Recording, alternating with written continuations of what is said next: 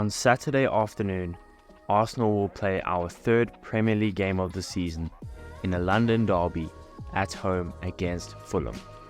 In today's video, we are going to be discussing the matchup and the potential starting 11 that we may see in the game. So what's going on, everyone? You're listening to Gunner Central here. I hope you're all doing well. Now, last time out, Arsenal managed to scrape by a defensively strong and hard to break down Crystal Palace via a Martin Odegaard penalty, winning 1-0. Of course, this ensured our 100% start was alive with 2 wins from our opening 2 Premier League games. Fulham, on the other hand, are coming off a 3-0 drumming at the hands of Brentford, leaving them with 1 win and 1 loss in their first 2 games of the campaign. Now, obviously Arsenal will be at home at the Emirates, making this our game to lose.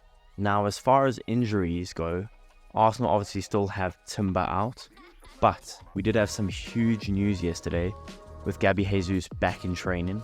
Now, I highly doubt he starts or even makes it on the bench for the game, but it's extremely positive news nonetheless. But other than Timber and Jesus, the rest of the squad all seem to be fully fit and ready to go. Of course, also we do have Tomiyasu out through suspension. For Fulham, they also have a suspension of Tim Ream, who will be missing the game. But as far as injuries go for Fulham, they don't seem to have anything, so they should be all fully fit as well. Going into this game, the starting 11 is going to be very interesting to see. Right, we started Tomiyasu at left back in the last game, but now he's obviously suspended. I presume the only reason though that Zinchenko never started in the previous game is simply because of his fitness level. He was injured throughout the whole preseason, didn't play a game, and so his fitness and sharpness is probably not where you'd like it to be.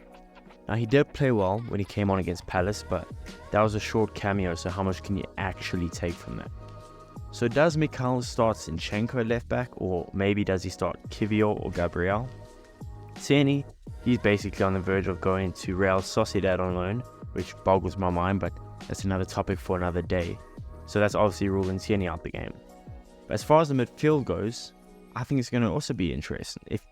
If you think about it, are we going to go with the same midfield in the last game, being Odegaard, Rice and Havertz, which I think we actually will do. As much as I love the Rice and Partey partnership, I think it may be too defensive for a home game against Fulham, who's going to probably have a low block. But I wouldn't be surprised to see Partey start at right back.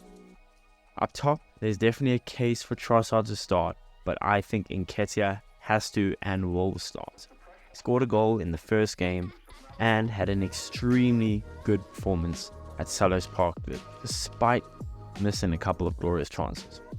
So the starting 11 I would go with against Fulham is in goal. I would have Aaron Ramsdale. I think that's quite an obvious choice.